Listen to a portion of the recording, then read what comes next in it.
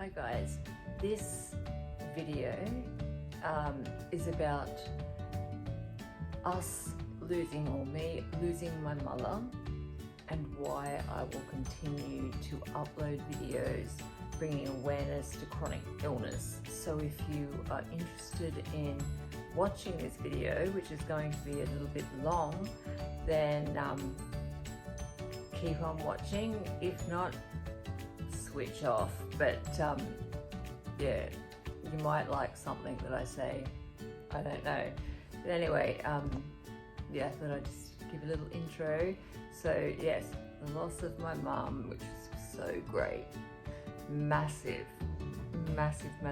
thing in my life, and why I will still continue to post the posts I do for chronic illness. So stay tuned.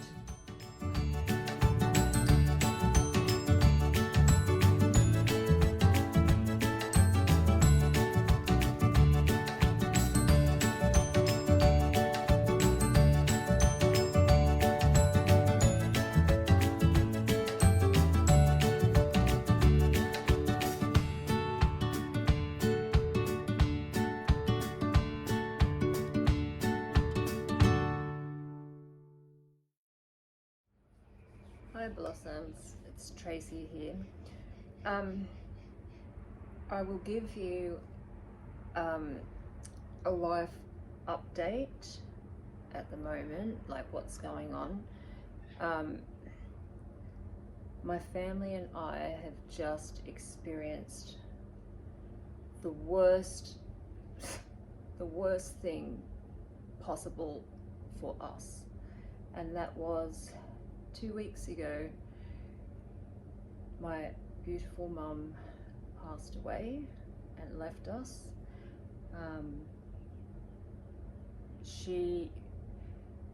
We knew it was inevitable that she was going to pass in the future, but we didn't realize. We just didn't realize it was going to be that fast. So I thought I would mention this because although I am absolutely brokenhearted, my heart, honestly, my heart literally aches, and I've never felt anything like this in my life. I've never felt grief like this, to this level. I've lost grandparents, and that, you know, that broke my heart as well, but they were in their 90s and they had lived a very full and long life. But with mum, my mum had cancer, which was being managed, and I had taken her to emergency because of her nutrition. She was losing a lot of weight quickly because she had such bad physical anxiety. To cut a long story short, they discovered that she had a bowel blockage, and they were pretty sure it was cancer in there, but the only way they were going to know was if they did a biopsy, which they didn't do, because, you know, she was terminal anyway. But, you know, even if it was cancer, there was nothing that they could do for her with that.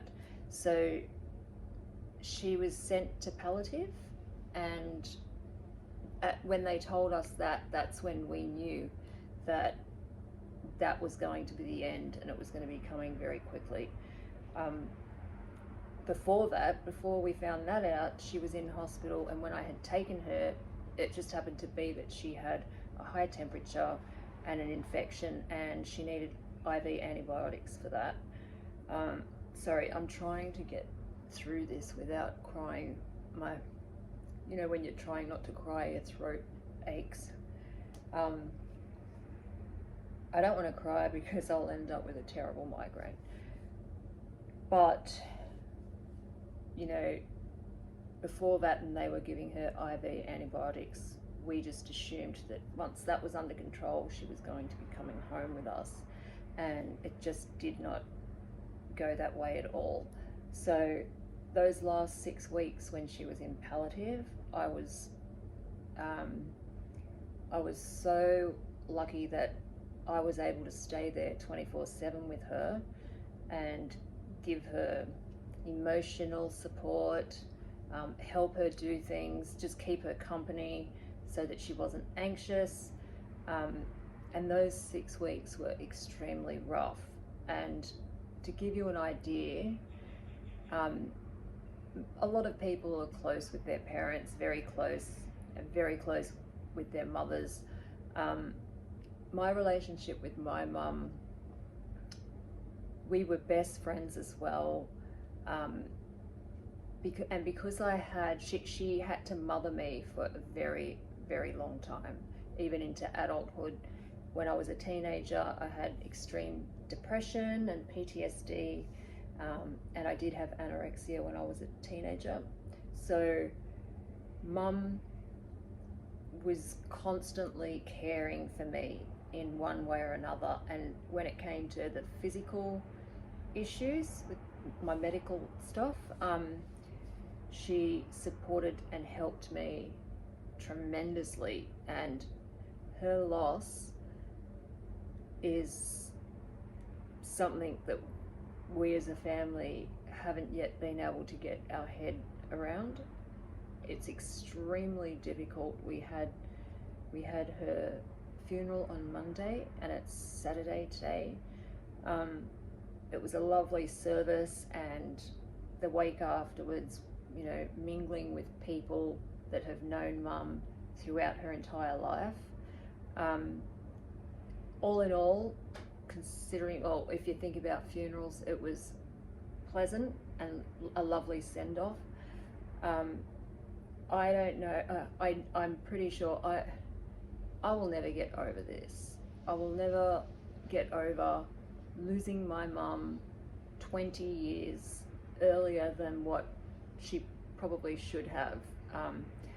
The genetics with life longevity on mum's side of the family with the females, I just assumed that mum was going to go along those lines. My grandmother only passed away, so her own mother only passed away 3 years ago.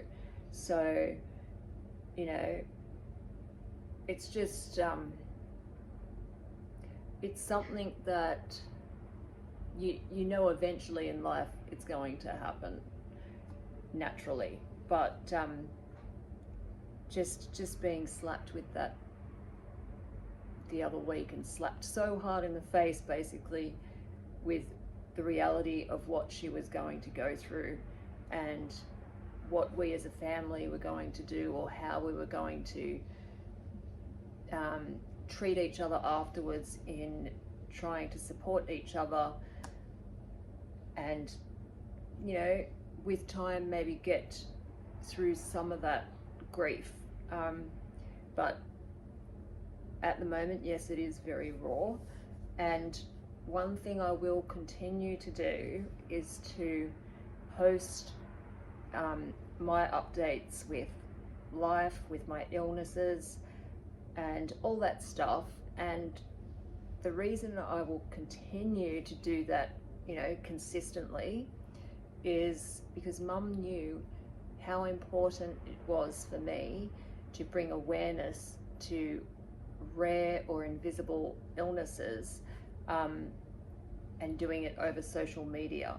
And that was because if it was not for social media, I basically would not be getting the help I'm getting now.